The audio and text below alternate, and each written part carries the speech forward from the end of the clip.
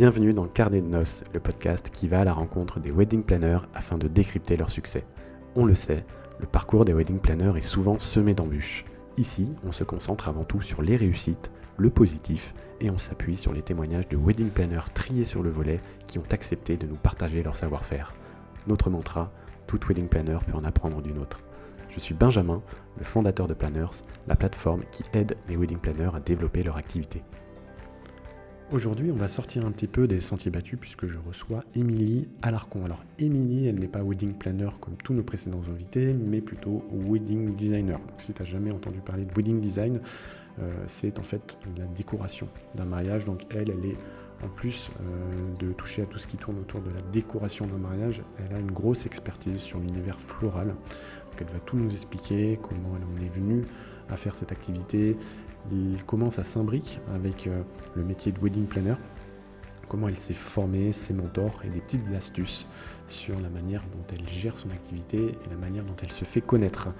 Voilà, c'est super intéressant. Je te laisse tout de suite avec ma conversation avec Émilie.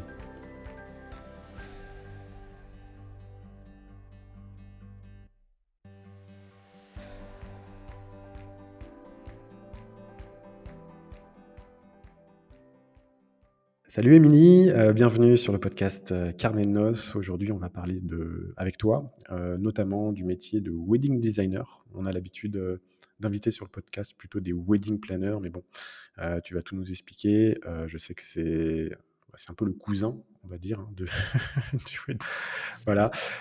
Sans transition, je vais te laisser déjà te présenter auprès de nos auditeurs, nous expliquer un peu ton parcours et puis comment tu en es arrivé aujourd'hui à faire ce que tu fais en ce moment, donc de l'organisation de mariage avec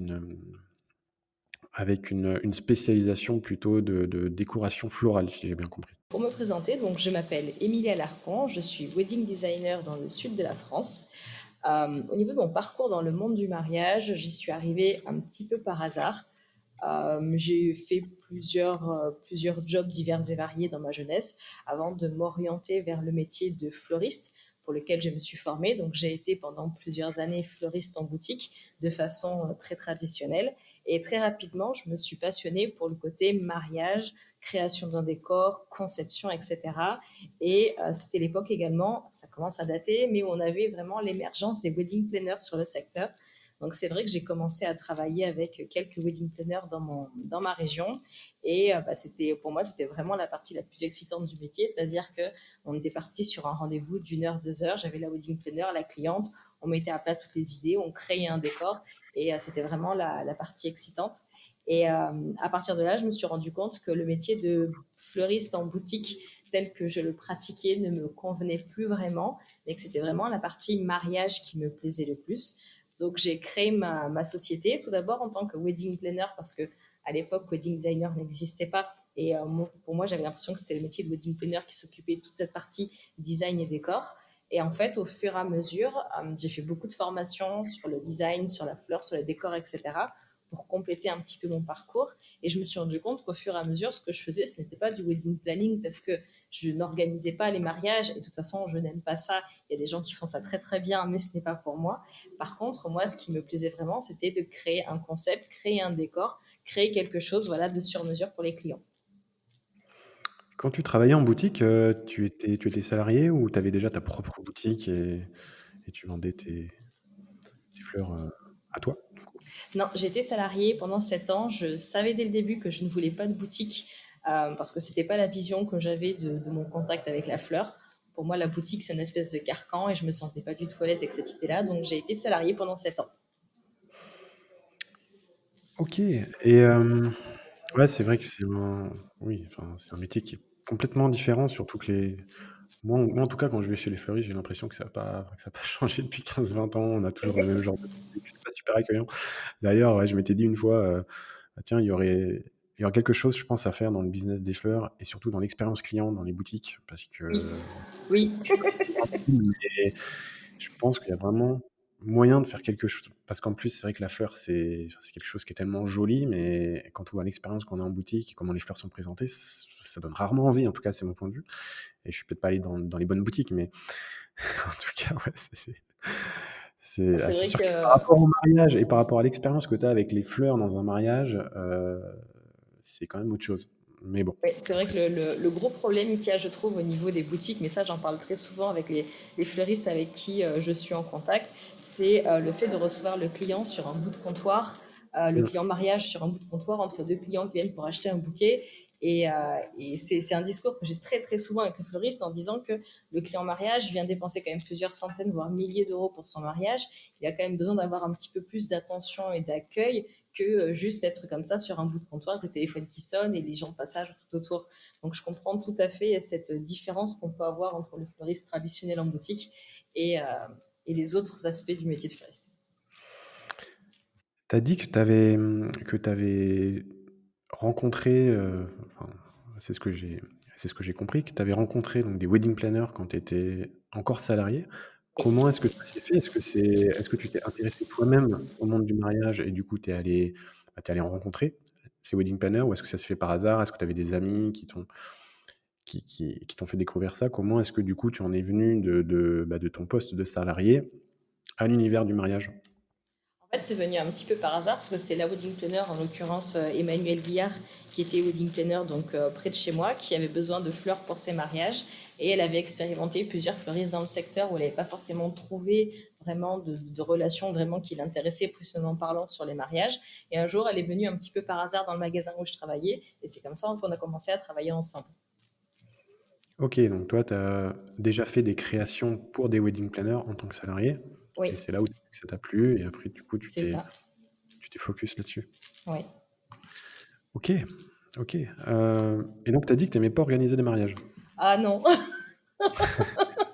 du tout. Ah, c'est marrant. Je suis pas assez patiente pour ça.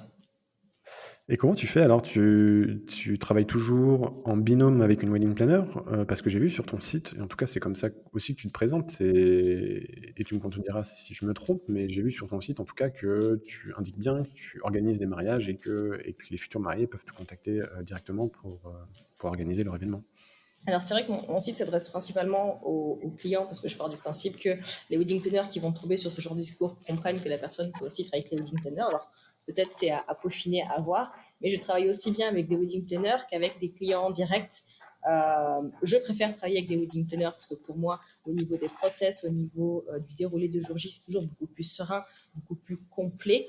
Mais je travaille aussi bien avec des clients directs qu'avec des weddings.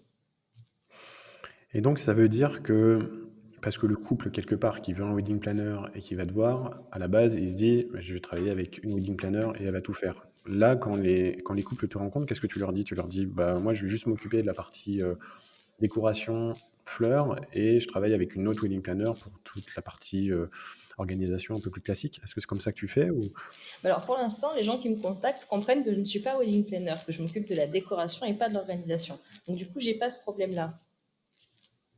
D'accord, donc ils cherchent vraiment une wedding designer. C'est ça, C'est une wedding designer ou une décoratrice ou même des fois simplement une fleuriste qui fait de la décoration, parce que c'est vrai qu'il y a plusieurs mots pour cette activité. Mais c'est vrai que généralement, enfin, non, je n'ai pas de clients qui viennent pour moi en tant que wedding planner. OK, donc là, tu dirais que le terme de wedding designer, c'est rentré dans les mœurs et il y a des gens qui viennent te voir directement parce qu'ils cherchent ce genre de service, en fait? Oui, ou en tout cas, ce que je montre, c'est leur fait comprendre que je suis vraiment dans la partie déco et fleurs et pas dans la partie organisation. OK, et donc et ça faisait partie d'ailleurs des premières questions que je voulais te poser. La différence entre un wedding planner et un wedding designer, c'est que le wedding designer, du coup, ne fait que la partie décoration. Ça peut être fleurs, mais ça peut être autre chose alors? Tout à fait. OK, et Pour toi, moi, à ton niveau, c'est la différence pour moi entre les deux, la différence fondamentale, c'est que le wedding planner va vraiment s'occuper de l'organisation de toute la journée, de la sélection de tous les prestataires. Ça peut être la mise en beauté, ça peut être la robe, le make-up, le traiteur, le lieu, etc. Le designer, lui, va s'occuper vraiment de la partie visuelle et artistique finalement de l'événement. Donc globalement, ça va être concentré sur tous les moments forts. Donc éventuellement, s'il y a des prestataires à rechercher en particulier parce que les mariés veulent une sortie spectaculaire, mettons pour l'église, ben peut-être que dans ce cas, le wedding designer va devoir chercher des prestataires spécifiques et par rapport au concept que le designer aura proposé. En fait, souvent, le planner et le designer peuvent travailler ensemble Alors, on a aussi des wedding planners qui vont aussi design, mais on peut aussi avoir tout à fait sur un mariage, et moi, ça m'est arrivé plusieurs fois, d'être vraiment là en tant que wedding designer sur un mariage avec une wedding planner, où en gros, j'ai la wedding qui me dit, voilà, ça c'est le projet avec les clients, ça c'est l'idée globale, je te laisse gérer avec eux, je te laisse faire les propositions, trouver les personnes qu'il faut, vraiment gérer toute la partie esthétique du mariage. Ok. Et comment ça se passe, toi? T'as ton réseau de wedding planner avec qui tu bosses avec une sorte de partenariat ou quand toi,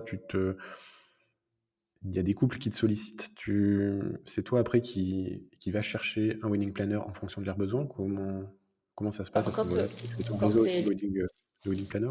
Quand les couples me contactent, généralement, ils ont déjà leur wedding planner. Donc, c'est vrai que du coup, là, c'est pas moi. Alors, ça m'arrive des fois que des clients me demandent des conseils pour le wedding planner. Donc, là, effectivement, je regarde dans mon carnet d'adresse par rapport au lieu où ils se marient, par rapport au type de prestations qu'ils recherchent. Mais sinon, après, j'ai certaines wedding planners avec qui je travaille de manière récurrente parce qu'on a l'habitude, parce qu'on est à côté, parce qu'on aime bien travailler ensemble. Mais j'ai aussi des fois des wedding planners qui me contactent de façon ponctuelle parce qu'elles ont un mariage qui est dans mon secteur et que du coup, elles ont entendu parler de moi, on travaille leur pays, elles ont envie qu'on travaille ensemble. Donc, j'ai à la fois les deux, le côté récurrent avec certaines et le côté très ponctuel. Il y a des wedding planners, des fois, je les ai vus une fois en 7 ans et je ne sais pas si j'en reverrai un jour, mais voilà, on a travaillé ensemble une fois. Après, tu fais peut-être encore partie d'une minorité, parce que j'ai l'impression qu'il y a quand même plus de gens qui se destinent et qui se dirigent vers le métier de wedding planner, un petit peu moins, non, vers le métier de wedding designer. C'est peut-être encore assez, enfin, oui, c'est encore moins connu quand même hein, que le métier de wedding C'est planner. beaucoup moins connu. C'est beaucoup Ouais. moins connu vis-à-vis des clients et même vis-à-vis des professionnels, hein, parce que certains, je leur dis wedding designer, ah oui, vous organisez? Non, toujours pas. Mais, mais c'est vrai que c'est beaucoup moins connu, c'est encore plus récent que le métier de wedding planner finalement. Donc ça veut dire que ça va évoluer qu'en positif dans les années à venir. C'est ce que tu vois là au niveau de la tendance. Ah T'as oui, de moi plus en j'y plus crois de fort. Je contacts. suis très positive, donc j'y crois très très fort. Oui, après, il y a peut-être aussi des gens qui ont pas forcément ce mot-là en tête, mais ils veulent un décor, bon, je pense aux fleurs. Il y a peut-être aussi des gens qui te trouvent parce qu'ils cherchent un fleuriste avant de chercher un wedding designer, j'imagine. Ça arrive aussi, ou des gens qui cherchent quelqu'un qui va être plus vraiment pour la partie décoration. Donc c'est vrai que le terme wedding designer en France est très peu connu. Généralement, quand on me dit je cherche une wedding designer, souvent ce sont des clients internationaux qui, eux, ont l'habitude vraiment de ce genre de rôle et ce genre de poste. Et c'est vrai que pour les clients francophones, généralement, dire voilà, je cherche une décoratrice florale. Alors même si c'est un petit peu réducteur par rapport aux missions vraiment qui peuvent être attribuées en tant que designer, ça me convient tout à fait parce qu'au final, on arrive à tomber d'accord sur ce qui est à faire. Ouais. Oui, et au final, c'est c'est la même activité au final, quoi. Oui, oui. C'est aussi pour ça que parce que j'ai vu que sur ton site, tu as beaucoup de contenu, enfin, tu as mis la moitié de tes contenus en anglais et la moitié des contenus en français. Tu as même, je crois, tous les articles de blog qui sont en anglais, il me semble. Oui, C'est pour ça? oui, Tu t'adresses principalement à une clientèle, internationale, oui, anglaise? c'est ça. Et tu dirais que ça représente combien, en ce moment, dans la proportion de mariages que tu fais de la clientèle, On va dire française versus, jusqu'à fin 2019, ça représentait 75% de ma clientèle. et depuis? Bon, après en Euh, 2020, tu as sûrement fait moins de mariages comme tout le monde, ouais. C'est vrai. bah, il y a plus d'étrangers. Oui, En ce moment, c'est ouais, compliqué. Donc, c'est sûr, c'est sûr. Et comment tu l'as vécu alors? Bon et on va transitionner là-dessus. C'est vrai que c'était pas c'était pas dans l'idée de transitionner tout de suite là-dessus, mais tu m'offres, ouais, tu m'as tendu une perche, parce que toi, j'imagine, c'est vrai, et je pense à tous les wedding planners qui organisent, des mariages avec beaucoup de clientèle internationale. Là, le Covid, c'est vrai que vous l'avez peut-être encore senti de manière plus forte que les autres wedding planners qui avaient l'habitude de travailler déjà avec de la clientèle qui habitait en France. ouais.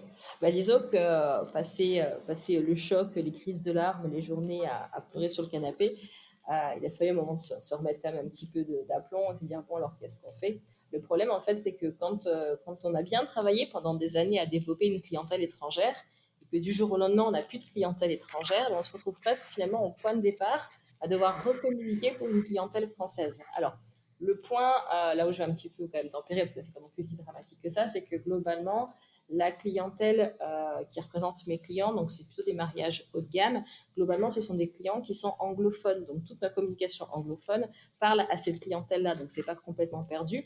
Mais c'est vrai que du jour au lendemain, on a des clients et on les a plus. Et forcément, ça oblige à se remettre en question, à réfléchir.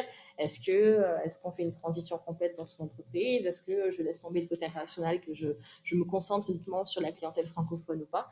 J'ai pris le parti de continuer à croire aux clients anglophones et surtout, voilà, partant du principe que les clients que je vise globalement sont totalement à l'aise avec l'anglais. Ok, donc là, tu veux dire que tu as pu continuer avec une partie de clientèle qui parle bien anglais, qui habite en France, parce que c'est vrai qu'il y en a beaucoup. Oui, Et puis, je pense aussi que la clientèle française qui doit s'intéresser à ton activité, c'est aussi peut-être une clientèle oui, qui est peut-être un peu plus élitiste. C'est ce qu'on aurait tendance à penser quand on pense à tous ces décors, parce que quelque part, je pense que les fleurs aussi, et puis je pense aux fleurs parce que c'est ta spécialité, mais c'est vrai que les fleurs, ça doit représenter un gros budget, surtout si on en prend beaucoup. ça va Parce que, très très vite. Ça peut aller très très très vite et très très très haut. Tout dépend, voilà, les prétentions des uns et des autres. Mais clairement, là, déjà, la fleur, c'est à la fois le côté, c'est le superflu parce que autant on peut difficilement se marier sans avoir de salle de réception quand on va faire une soirée ou quoi que ce soit. La fleur, c'est vraiment déjà à la base l'élément en plus qui est juste là pour faire joli et qui dure 24 heures et qui après, malheureusement, finit généralement à la poubelle. Donc clairement, on est sur un produit qui déjà est super superficiel et forcément, quand on part après sur des gros budgets, on est vraiment sur le summum de l'accessoire inutile, mais en même temps, c'est tellement beau, donc c'est pour ça que j'en prends. ouais, et puis peut-être que tous ceux aussi qui veulent donner une dimension un peu écologique à leur mariage, c'est pas forcément le genre d'accessoire superflu dont ils abusent. Après, toi, j'ai vu sur ton site aussi que tu avais une approche très éco-responsable par rapport à la fleur. Je sais pas Oui, si tu pourrais nous dire j'essaye en tout cas. un petit peu par rapport à ça. Déjà, enfin, ce que tu mets en place pour justement limiter un maximum l'impact que ça peut avoir d'un point de vue écologique. Bah, c'est vrai que c'est important. Déjà, il faut savoir que dans mon quotidien, déjà, bon, avec mon mari, on pratique tout ce qui est très sélectif de façon très consciencieuse à la maison. Donc c'est vrai que pour moi, c'était logique de continuer également ces efforts-là dans mon activité professionnelle. Donc comme j'explique sur mon site, déjà dès le départ, tout ce qui est des déchets, parce que on n'imagine pas, hein, tant qu'on n'a pas vu un fleuriste travailler, mais la quantité de déchets qu'un fleuriste peut représenter. Donc quand on est sur des fleurs de mariage, on évite énormément de déchets. Donc déjà, dès le départ, en fait, moi, je pratique un tri sélectif qui est vraiment très rigoureux. Tout ce qui est emballage, les plastiques, les cartons, tous les déchets verts également qui partent au compost parce que j'ai la chance d'avoir accès à un compost dans mon entourage relativement proche. Et après, effectivement, au niveau du travail floral à proprement parler, il existe des méthodes pour réduire les déchets, notamment tout ce qui est composé de mousse. Et c'est ce que j'utilise sans forcément que ça n'ait d'impact en fait sur le design ou la demande du client. Mais pour moi, je sais que j'ai fait un beau mariage et en plus, j'ai limité ma production de déchets à usage unique et je trouve ça intéressant. Ouais, c'est une double spécificité qui surfe sur la tendance aussi, hein, la tendance Ouais. à la décoration, la tendance à Les des clients mariages sont plus plus sensibles à ça éco-responsables. aujourd'hui. Tous ne le sont pas forcément, mais il y a quand même une proportion grandissante de clients qui sont sensibles à ce genre de détails.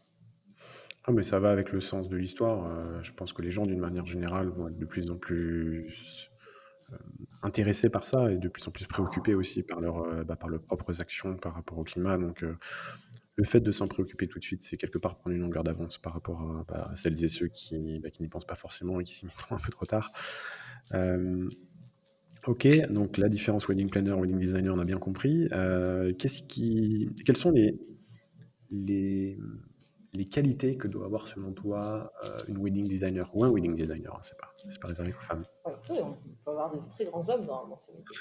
Euh, les qualités requises, je pense qu'il faut déjà avoir une grande part de créativité, de curiosité, C'est parce ce que que j'allais dire. c'est très facile de tomber un petit peu dans la routine au bout du troisième mariage blanc et rose poudré, de faire toujours un petit peu la même chose. Et pour autant, je pense que c'est tout à l'honneur du professionnel de savoir proposer des choses différentes, même avec des thèmes un petit peu récurrents, un petit peu je veux dire facile, mais sans être non plus trop péjorative. Mais disons que voilà, ça reste quand même des choses qui sont très courantes, mais on peut savoir en faire des choses plus originales. Donc je dirais une grande part de curiosité. Je pense qu'il faut être également excessivement organisé, autant sur les aspects professionnels, techniques, décoratif, parce que c'est vrai que sur un mariage, on a une deadline qui est claire, nette et précise. Les mariés arrivent, tout doit être prêt. On n'a pas de bonus de temps, on peut pas tirer sur la corde pour pouvoir gagner un petit peu des minutes. Donc il faut être vraiment organisé et précis dans son travail. Ok.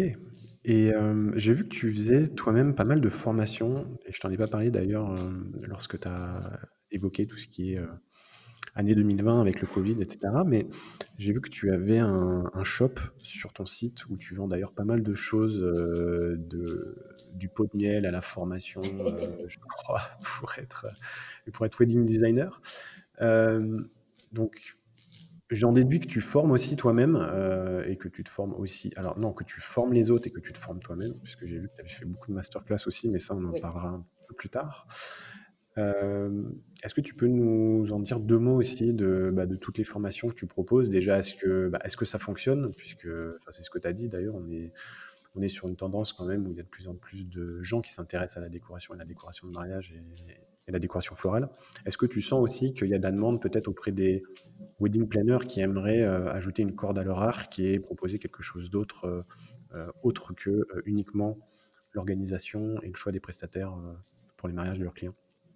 Alors, au niveau de mes clients formation, à l'heure actuelle, j'ai plus de clients fleuristes traditionnels qui veulent s'orienter sur un métier de wedding designer plutôt que de wedding planner qui veulent bifurquer vers le design.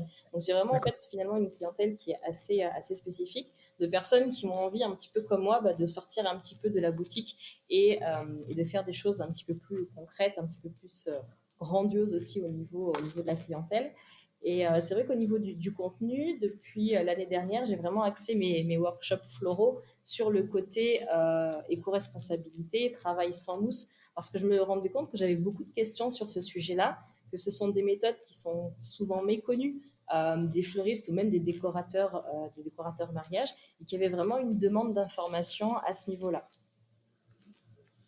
Ok. Et c'est vrai que je pense que pour un fleuriste, ça peut être aussi un moyen de développer ses revenus. On est sur une profession aussi où parfois c'est pas le genre de métier où on gagne des milliers et entre guillemets, hein. Il faut pas se le cacher, c'est parfois un peu compliqué ce genre d'activité, surtout dans des périodes telles que celles qu'on vit actuellement. Donc peut-être que le mariage, ça peut permettre aussi de s'ouvrir à une autre clientèle. Et puis comme tu l'as dit, c'est souvent des clientèles avec du budget, donc on est tout de suite sur des paniers moyens qui sont beaucoup plus élevés que le couple là, qui vient le dimanche acheter un bouquet de fleurs pour la Tout belle à fait. famille. Donc voilà, donc ouais, ouais, non, c'est sûr que j'avais pas pensé à ça du tout, mais c'est hyper pertinent. Et donc au niveau des formations, c'est quelque chose qui représente, ça représente quoi? Enfin, c'est quelle proportion à peu près dans ton activité par rapport Disons à la précédente? en termes de planning annuel, ça représente à peu près 50% de mon temps. Parce Ah que oui, quand même. globalement, en dehors de la saison mariage, donc en PACA, la saison mariage, c'est vraiment limité à avril à octobre. Donc, globalement, de novembre jusqu'au mois de février-mars, c'est vraiment le temps en fait que je laisse pour faire les formations, les workshops, etc. Euh, Après, avec forcément les événements de l'année dernière, j'ai mis en place également des formations en vidéo parce que ça permet justement de ne pas avoir de contraintes de déplacement, confinement, pas confinement, etc. Donc c'est aussi une façon de travailler, d'apprendre différemment depuis chez soi. Et surtout, en fait, depuis 2018, j'ai rédigé des carnets à thème. Donc ça peut être sur les tendances, sur certaines techniques du fleuriste. Ça Oui, peut je vois, être c'est des carnets PDF, c'est ça, sur ton c'est site? ça. Je les ai mis en place en fait depuis 2018 et j'essaie d'en sortir un petit peu tous les ans sur des thèmes différents. Et globalement, ça, ce sont des carnets. Alors, je sais que là, parce que des wedding planners en achètent certains, notamment ceux pour les tendances, par exemple, pour avoir un petit peu des idées de ce qui peut se faire, mais également une clientèle fleuriste ou une clientèle des fois de personnes un petit peu curieuses sur le métier du wedding design et qui veulent un petit peu avoir des compléments d'information. Ouais, puis pour toi, ça c'est facile à vendre. C'est quoi? C'est un PDF que tu envoies, c'est ça? Ça se fait C'est ça, c'est un automatiquement? PDF. En plus, maintenant, avec la plateforme, avec le e-shop que j'ai mis en place, une fois que le paiement est fait, ça part tout seul. Il n'y a même plus besoin d'attendre pour recevoir le mail, parce qu'avant, je le faisais un petit peu de façon artisanale. Et cette année, j'ai mis en place le e-shop qui permet de gagner du temps pour tout le monde. Ouais, et puis c'est les joies de la vente en ligne, hein. T'as la petite notification qui tombe pendant que tu dors, C'est tu ça. gagné 50 €. Ouais, non, mais ça c'est génial. Et c'est quelque chose, ouais, qui plaît. C'est pour ça aussi que tu les fais tous les ans. Tu sens qu'il y a qu'il y a de la demande par rapport à ce genre Il de... y a de la demande et il y a des attentes. Des fois, j'ai des personnes qui me disent, dis, Émilie, quand est-ce que tu sors un carnet sur tel ou tel sujet? Donc, je sens bien voilà, qu'il y a une demande de nouveautés et d'informations à ce niveau-là. Et c'est vrai que moi, je crois fort à la formation parce que, comme on le dira un petit peu plus tard, effectivement, je me suis beaucoup formée dans mon parcours personnel. Donc, je crois énormément à la formation et également à la transmission parce que c'est vrai que beaucoup des formations auxquelles moi j'ai assisté étaient à l'étranger, étaient en anglais. Et on le sait tous que les Français sont plutôt fâchés avec l'anglais. Donc, ça me permet aussi de permettre à plus de personnes d'accéder au contenu, aux informations auxquelles moi j'ai pu accéder, mais sans avoir la barrière de la langue. Ouais, non, c'est sûr, les Français, je pense qu'ils ils sont pas à l'aise avec l'anglais. Il y a aussi peut-être cette mentalité où je sais que les Américains se font beaucoup plus coacher que les Français. Même en tant que chef d'entreprise, par exemple, pour une wedding planner, peut-être que avec la mentalité américaine, on a beaucoup plus l'objectif de se former constamment, de se faire coacher, hein. Il y a beaucoup plus de coachs sur la bague chez nous. Et nous, c'est vrai que ça peut être vu comme un sentiment de faiblesse de devoir faire appel à quelqu'un dans son entreprise ou dans sa vie perso pour aller mieux, quoi, ou pour améliorer certaines choses. Donc, il y a aussi ça, c'est vrai, même si avec le confinement, la formation en ligne en France a bien explosé. Ouais. Et puis toi, c'est vrai que... Et c'est pour ça que je voulais te poser la question par rapport au carnet PDF, parce on en parlait avec Marie-Michel, là, qui, dans l'épisode, au moment où on enregistre, n'est pas encore sorti, mais sortira la semaine prochaine, qui est coach, en fait, de wedding planner et puis le but, en fait, c'est de digitaliser un peu son business, d'aller chercher d'autres sources de revenus au-delà de la seule prestation de service, puisqu'on le voit bien, quand on est dans des années telles que celles qu'on a vécues, le fait d'avoir comme ça d'autres produits, ou même de la formation, des petits produits, des e-books, qui peuvent apporter de la valeur quelque part à ses clients, et tout en, pour celle qui l'a produit, ça fait une source de revenus supplémentaire, hein. Et puis toi, tu le dis toi-même, pendant les périodes creuses, parce que c'est vrai qu'au final, quand on est wedding planner ou wedding designer, c'est surtout l'été, hein, Ouais. qu'on bosse le plus. Moi, ça permet d'avoir toujours un petit matelas de sécurité avec des produits qui se vendent, et des formations à faire pendant les mois un petit peu plus creux de l'année, quoi. Donc, C'est ça. Ça permet aussi non, de c'est vrai. s'occuper, parce que même des fois, au-delà de l'aspect financier, le simple fait de pouvoir programmer une formation, des fois prendre l'avion, prendre le train pour aller dans une autre région, ça fait du bien aussi. Oui, ça permet de voir du pays. Oui.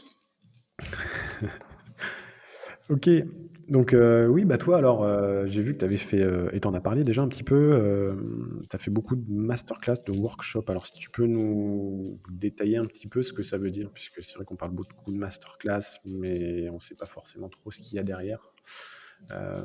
Toi, je vois que t'en as fait quelques-unes, et notamment en Angleterre et aux États-Unis. Aux États-Unis, ouais. Ouais, donc parle-nous-en un petit peu de tout ça.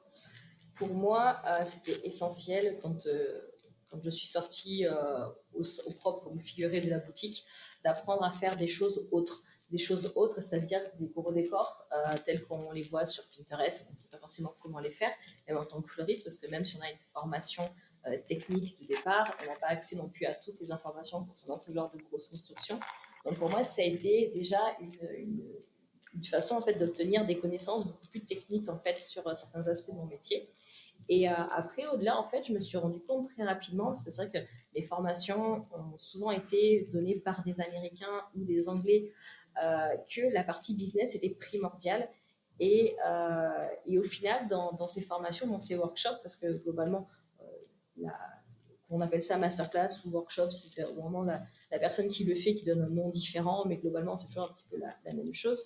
Le but, c'est d'avoir d'un côté le côté création, le côté floral, où on va faire quelque chose de gros, quelque chose qui sort de l'ordinaire, qu'on n'a pas l'habitude de faire, où on va apprendre de nouvelles techniques, mais c'est aussi d'apprendre à le vendre et à se vendre. Et pour moi, ça a été vraiment à chaque fois des grosses rencontres, et ça m'a énormément appris sur la façon dont, si je voulais me vendre, si je voulais évoluer, ce que je devais faire pour moi, pour mon entreprise. Ouais, c'est super intéressant que tu parles de ça, parce qu'on en parlait d'ailleurs avant l'enregistrement.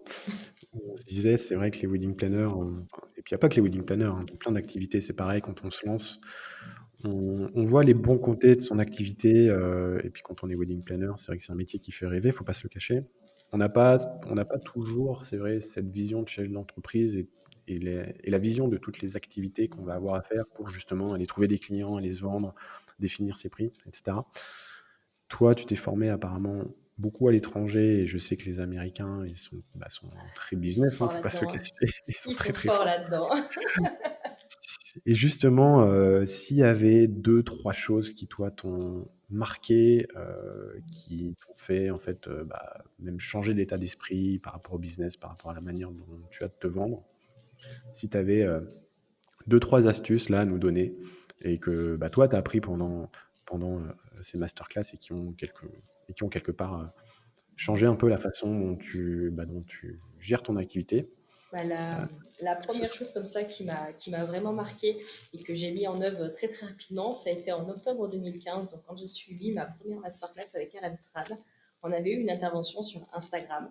Et à ce jour-là, j'ai pris conscience en fait que mon Instagram n'était pas du tout professionnel.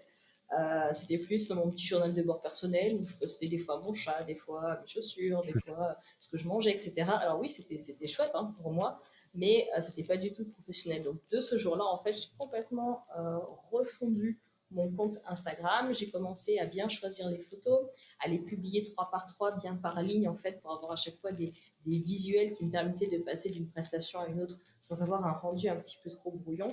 Et d'avoir vraiment quelque chose voilà, de carré, de propre et de net. Ça a été on va dire la première claque business que je me suis prise au tout début de mes formations.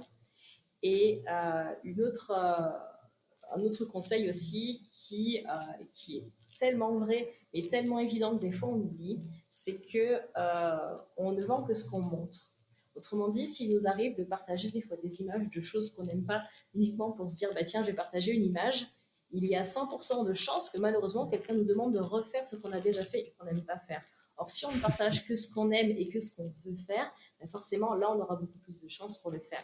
Et ce discours-là, je l'ai très souvent avec des personnes qui me disent: oh là là, j'aimerais bien faire des arches. On ne me demande jamais d'arches de mariage. Je ne comprends pas, je ne comprends pas. Et la première question que je leur pose, c'est: mais est-ce que tu montres des arches dans tes réseaux sociaux, dans tes communications? Et généralement, la réponse est non. Donc, c'est tellement évident qu'on a tendance à l'oublier, mais c'est vrai. On ne vend que ce qu'on montre. Donc, si on veut vendre du rêve, il faut montrer du rêve tout simplement à ses clients. Ouais, il faut pas sous-estimer l'impact des visuels et de la manière dont on communique. On en parlait d'ailleurs avec Sylvie qui sera à l'épisode précédent.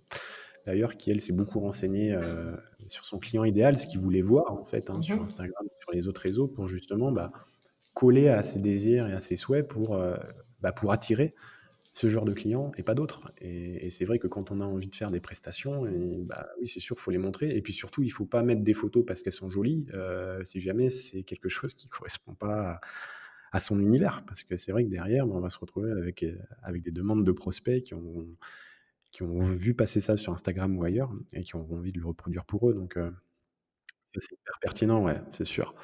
Et tu avais d'autres conseils, mis à part les réseaux sociaux?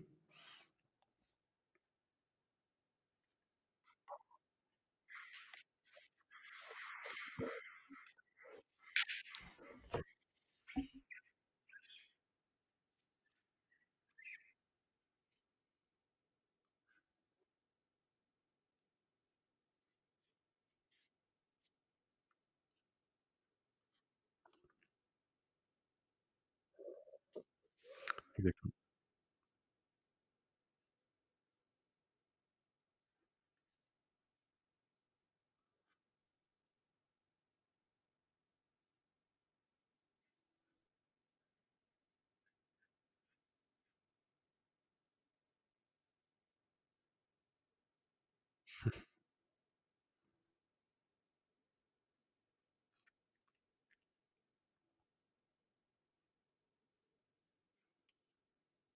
C'est ce que j'allais te demander d'ailleurs, parce que c'est vrai que c'est pas donné à tout le monde de gérer son site, ou alors quand les personnes gèrent leur site, généralement ça se voit et ça fait pas du tout professionnel, donc faut aussi savoir ce qu'on veut. Toi justement, ouais, c'est vrai que ça rend là, je suis dessus d'ailleurs. Ouais, tu vois, ouais, je trouve que pour un Wix, c'est vraiment super bien fait, surtout que bon après toi, tu as aussi je pense cet œil, créatif, et qui fait que tu même un site, je pense que tu arriveras vraiment à savoir mettre les bons visuels au bon endroit, puisque quelque part, en plus, c'est ton métier. Il y en a ouais,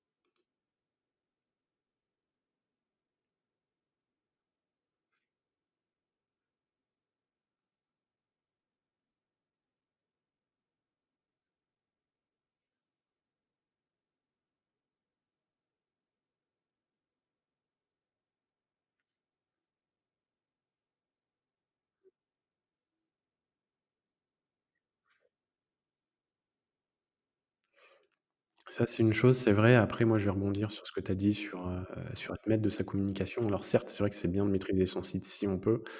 Après, je pense qu'à choisir, vaut mieux être bien entouré, déléguer si jamais on ne sait pas faire ou si jamais on se rend compte que, on n'a pas un site qui correspond à ce qu'on veut. Parce que quelque part, quand on est wedding planner ou encore, voilà, ou encore plus wedding designer, on a un métier qui doit faire rêver. Donc si déjà on arrive sur un site internet et tout est bancal, avec des visuels Ça, c'est pas qui sont rassurant pas pour beaux, les pas clients. de proportions, et cetera, c'est pas rassurant du tout. Donc il faut bien se faire entourer. C'est vrai qu'il faut pas être avec une agence ou avec un prestat, qui va te répondre, 2 semaines après parce qu'il est débordé. Bon, après ça, voilà, c'est aussi compliqué parfois de trouver les bons prestataires. Ça se fait avec le temps, hein, malheureusement. Des fois, on tombe pas sur le bon tout de suite, surtout quand on démarre. Mais oui, c'est sûr, je suis entièrement d'accord. Après, moi, je Et suis pas puis, bonne pour déléguer, donc forcément, j'ai tu préféré me tout faire confirmes, moi-même. tu peux tout faire toi-même, ouais. Et comment tu fais pour trouver le temps alors? Parce que tu fais des formations, tu organises des mariages, tu vends en ligne, j'ai vu que tu étais d'ailleurs aussi au Web Challenge là qui vient de se terminer. On Oui. est mi-janvier, on enregistre. Comment est-ce que tu fais? Alors, comme je dis souvent sur le ton de rigolade, mais c'est vrai, j'ai pas d'enfant, donc j'ai beaucoup plus de temps libre, j'ai beaucoup moins de contraintes horaires. Euh, c'est facile finalement. Oui, après J'ai si avec les enfants, tout mon temps est pour moi en fait. ouais. Mais après il faut aussi faire attention puisque si tu te tues à la tâche quelque part, il faut aussi que tu tiennes sur le long terme, hein. Il y a pas Ah non, mais je C'est suis vrai très que les bonne enfants, pour profiter du bon temps, ça, il n'y a aucun problème. Non, en fait, je pense qu'avec le temps, c'est toujours pareil, hein. Au début, quand on débute, on y met beaucoup de temps, beaucoup d'énergie, peut-être un petit peu trop. Et avec le temps, on apprend des fois à lever le pied ou à se dire, bah tiens, finalement, bah, aujourd'hui, c'est vendredi, bah, aujourd'hui, j'ai pas envie de répondre au téléphone, c'est pas grave, ça attendra. On a encore ce choix, en fait, en tant qu'entrepreneur, des fois de dire, OK, bah là, aujourd'hui, j'ai décidé que c'était vacances. Même si je suis chez moi, bah, simplement, bah, je vais aller me promener, je vais aller faire les magasins et je ne vais pas être concentrée sur mon entreprise aujourd'hui. Et on oublie qu'on a le droit de faire ça. On pense des fois que bah oui, on doit tout donner pour son entreprise. Alors j'adore mon travail, j'adore tout ce que je fais, mais c'est vrai que des fois j'apprécie de dire ok bah là aujourd'hui j'ai pas envie, bah, c'est pas grave, ça attendra un jour ou deux, c'est pas grave, je vais pas mourir. ouais, quand on est seul, c'est la grosse difficulté, c'est d'organiser son temps, c'est de pas se sentir coupable. Si on se prend une demi-journée ou une journée, si on répond pas à ses mails, quand on est en vacances, c'est facile à dire, c'est plus compliqué à faire Ouais, malheureusement et puis il faut parfois se forcer, mais c'est vrai que c'est bien de couper parfois puisque, en plus quand on est à son compte, quand on bosse seul et surtout quand on bosse pour des clients, quelque part, on a trop tendance à tout faire pour ses clients qui deviennent même pire qu'un patron puisque, ouais, tu bosses pour 4-5 clients en même temps. Au final, c'est comme si tu avais 4-5 patrons qui parfois même, sont pires que ça puisqu'ils t'appellent à n'importe quelle heure du jour et de la nuit ou t'envoient des mails un peu tout le temps. Donc c'est hyper compliqué, c'est vrai de se détacher de ça, mais parfois il faut le faire parce que sinon, tu vite fait sinon de péter une durite derrière, de faire un gros burn-out et de plus pouvoir rien faire du tout. Mais c'est ça. est-ce que tu Non, as puis des faut savoir s'écouter aussi, parce que par exemple, je sais que maintenant, j'aime bien prendre mon temps le matin, prendre du temps pour moi, pour me détendre et être plus productif, plutôt, on va dire, de 17h à 22h. Ben, c'est pas grave, du moment que je sais que je fais ce que j'ai à faire. C'est pas parce que normalement, on travaille un peu le matin et un peu l'après-midi, on termine à 18h, que je dois forcément me coller en fait à ce schéma-là. Si je préfère travailler de telle heure à telle heure, chacun doit s'adapter aussi en fonction de ce qu'il a envie de faire ou pas. Chacun son propre rythme, hein. C'est vrai qu'il y a Exact. il y a C'est ça la une grosse liberté d'entreprendre. Faire ce qu'on veut quand on veut. après c'est vrai qu'on a souvent des influences. Tu as l'influence américaine, c'est vrai, qui est très portée sur la productivité maximum, sur le miracle morning où à 8 heures du matin, il faut avoir fait son sport, il faut avoir médité, faut avoir fait 2 heures de travail déjà, faut avoir le temps d'emmener ses enfants à l'école. Bon, ça c'est vrai que et puis quand du coup, quand on écoute ce genre de choses et puis qu'on se lève à 9h, tranquille et qu'on descend prendre son café, on a l'impression de rien faire en fait, alors que chacun a son rythme et puis c'est vrai qu'à Exactement. Et trop surtout, vouloir ne pas coller. culpabiliser, en fait.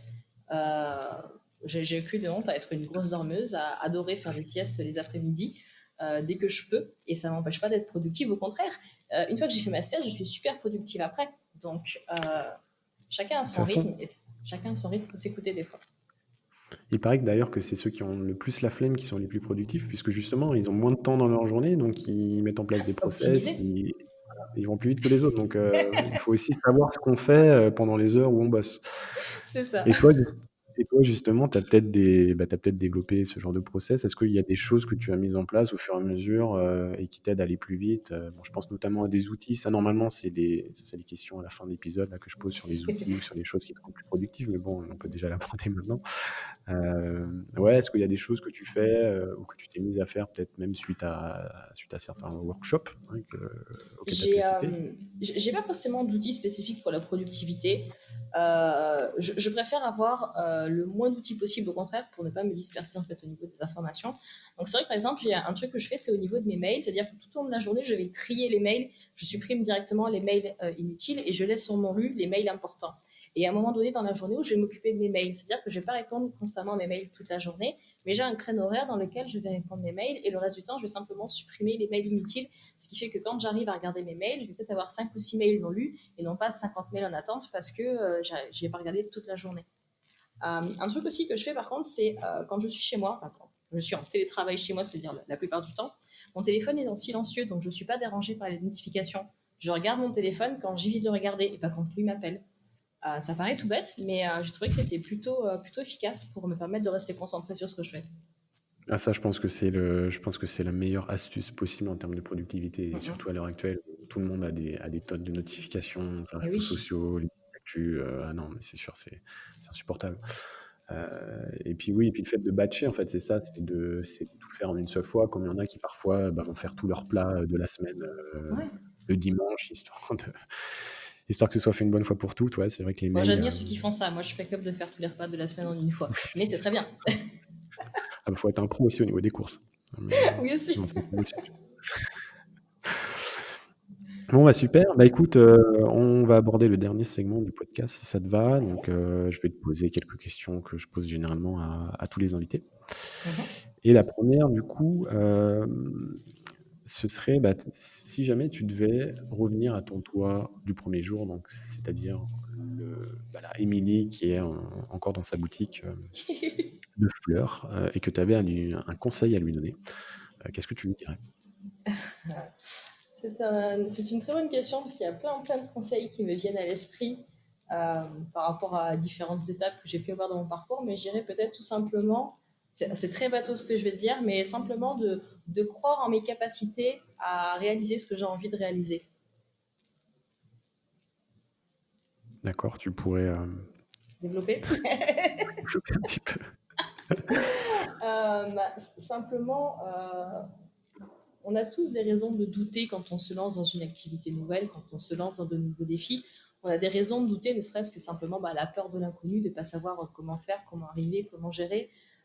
Clairement, quand je me suis lancée en tant que wedding planner puis designer en 2015, que je suis allée voir mon comptable parce que par rapport à la structure de ma société, donc j'avais le droit d'avoir un comptable, et il m'a dit c'est bien, j'en connais plein comme vous qui se lancent. Et quand 3 ans après, 4 ans après, ben, je venais tous les ans pour faire mon rendez-vous annuel pour le bilan, il me dit franchement, il me dit vous m'impressionnez hein, parce que des comme vous, j'en ai vu plein, mais des comme vous qui progressent tous les ans, qui sont encore là, honnêtement, il n'y en a pas beaucoup. Donc c'est vrai qu'on a toujours la peur de ne pas savoir ce qu'on va faire, de ne pas savoir si on va réussir. Mais pour autant, peut-être aussi parce que je suis très têtue comme fille et que j'aime bien aller au bout de mes idées, en me donnant les moyens de bien faire ce que je veux faire, ça m'a permis d'être encore là aujourd'hui, malgré la crise, malgré. J'ai douté comme tout le monde, hein, j'ai eu des passages à vide, des moments où je me dis est-ce que je vais avoir des clients ou pas, mais cette peur ne m'arrête pas. Je continue à croire au travail que j'ai fait pendant ces années. Je continue à croire en mes capacités à rebondir, à me renouveler et à m'adapter au marché et pour être encore là et continuer à faire ce que j'aime. Ouais, non, c'est sûr, c'est top et c'est surtout aussi le fait de peut-être de penser quelquefois out of the box, hein, avec, bah, là, on l'a vu, tout ce que tu proposes par ailleurs, dans ton activité. Il y a aussi cette peur, oui, qu'il faut évacuer. Il y a aussi le fait de s'adapter, hein, et de pas trop non plus se dire, «Bon, bah, c'est la faute de la crise, c'est la faute de telle ou telle chose». À un moment donné, bah, quand on veut, on peut et C'est puis il y a ça. toujours moyen de trouver, des moyens de s'en sortir et de s'adapter à la situation actuelle. Après, encore une fois, c'est facile à dire, mais de toute façon, généralement, c'est ce qui différencie ceux qui s'en sortent de ceux qui s'en sortent un petit peu moins bien. C'est ça. Est-ce qu'il y a des personnalités, alors on l'a dit que tu t'es beaucoup formé, mais est-ce qu'il y a des personnalités qui t'inspirent, que tu suis au quotidien, qui te permettent de progresser? Oui, il y a plein de personnes que je suis au quotidien pour différents aspects de leur travail. Je vais commencer par Madi Christina, qui est une photographe qui est la moitié du temps à Monaco et la moitié du temps à Dubaï. Et cette femme m'impressionne par son énergie justement à se renouveler, à se lancer des défis. Son défi, c'est de vivre la moitié du temps à Dubaï et le reste du temps à Monaco, de faire des mariages, de faire du corporate, de faire différents types de prestations. Et je la trouve impressionnante dans sa détermination à réussir et à bien faire ce qu'elle entreprend. Donc, j'adore, j'apprécie énormément Maddy d'un point de vue personnel, mais en plus, quand je vois ce qu'elle fait au quotidien, elle m'impressionne à chaque fois toujours un peu plus. Après, plus pour la partie métier design, Jean-Luc Blé, que j'ai eu la chance de rencontrer, et normalement Laura aussi, si elle était là au deuxième web. Jean-Luc Blé, donc, que j'ai eu la chance de rencontrer et du coup d'avoir un projet sur le Web Challenge avec lui. Ça a été une très belle rencontre, une personne d'une humilité incroyable et qui est très généreux de conseils sur son parcours, sur son expérience. J'aime beaucoup toujours discuter avec lui parce que c'est quelqu'un qui est très cultivé, qui a une énorme connaissance sur le métier, sur la culture. Je trouve ça absolument génial. Et une troisième personne que j'ai rencontrée plus récemment et qui m'a impressionnée également par son parcours, c'est Harold James, qui est vraiment une personnalité fascinante et qui est aussi un petit peu le modèle de chacun peut réussir finalement. Il suffit de se donner les moyens, de prendre des risques et qu'on peut y arriver si on a vraiment envie de faire les choses bien. Bon, bah génial, ça fait déjà 3 personnes dont on mettra les liens Oui. dans les notes de l'épisode. Pour Jean-Luc Blay, d'ailleurs, on l'avait interviewé sur le blog Planners. On mettra Ouais. également le lien dans les notes de l'épisode. Ouais, c'est vrai que c'était un super, Bah, moi, interview. j'adore le voir discuter avec lui. Enfin, à chaque fois, c'est très inspirant. Au niveau de tes souvenirs de mariage, alors ça c'est une question que je pose pas tout le temps, mais toi j'imagine que avec le métier que tu fais, tu as dû voir de très très belles choses. Est-ce que tu as un souvenir qui te vient en tête? Je sais pas, ça peut être un mariage, ça peut être peut-être un élément de décoration ou quelque chose que tu as fait qui était assez hors norme et dont tu pourrais nous parler. Hors norme, ouais, hors norme, j'ai quelques souvenirs. En plus de travailler pour mes propres clients, des fois je travaille en freelance pour d'autres fleuristes ou même pour des wedding planners, et notamment avec une wedding planner à Chypre, pour qui je vais travailler à peu près une fois tous les 2 ans quand elle a des très gros contrats. Et d'ailleurs, ma première expérience à Chypre, c'était donc pour un mariage de 1000 invités, un mariage sur 4 jours. On avait eu une semaine de préparation au niveau des fleurs.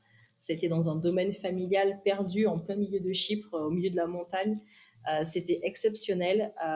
Déjà, le travail en lui-même, mais aussi la transformation du lieu qu'elle avait opéré en tant que designer, qui était tout simplement impressionnante. Et tu as des photos de cet événement-là, peut-être que tu pourrais partager et qu'on pourrait J'ai aussi quelques mettre en photos. note. J'ai quelques Ils sont sur photos, ton ouais. site ou tu pourrais nous les, enfin, je sais pas, nous Ouais, les je pourrais vous partager? envoyer. Ok, ça marche. C'est quoi tes prochains défis? Comment est-ce que tu te vois dans les 2-3 prochaines années? Dans les 2, 3 prochaines années, c'est continuer à voyager pour des mariages. Parce que c'est vrai que début 2020, j'avais eu la chance de partir décorer un mariage au Texas, ce qui était une première et une façon plutôt sympathique de commencer 2020. Et mon objectif, c'est de continuer à voyager justement pour des mariages, que ce soit pour mes clients ou en freelance, parce que c'est quelque chose que j'aime énormément faire aussi. Et continuer à avoir de jolis mariages étrangers dans notre belle Provence. Oui, donc en fait, tu fais pas tant de mariages que ça dans ton dans ton secteur. Tu es un peu par Monts et par Vaux, Je selon bouge beaucoup. selon les moments. Bon, on se laissera sur ces belles paroles. En tout cas, c'était un plaisir de te recevoir, Émilie, aujourd'hui. Merci. On mettra les liens vers tous tes profils sociaux, vers ton site, hein. De toute façon, les gens, je crois, peuvent te retrouver assez facilement, sur ton site, Émilie Alarcon, hein, c'est ça, si je me C'est souviens ça, bien? emilialarcon.com. OK. Voilà, donc comme ça, les gens pourront te suivre et aller sur tes différents profils. Merci à toi encore. Grand plaisir. Bonne, bonne continuation et puis sûrement une prochaine. Avec grand plaisir. À bientôt. Ciao. Merci, à bientôt.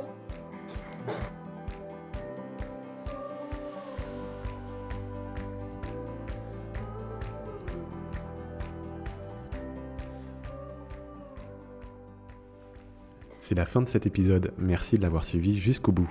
Si vous avez passé un bon moment, aidez-nous à faire connaître le podcast en le partageant autour de vous et en nous mettant une note sur votre plateforme d'écoute préférée.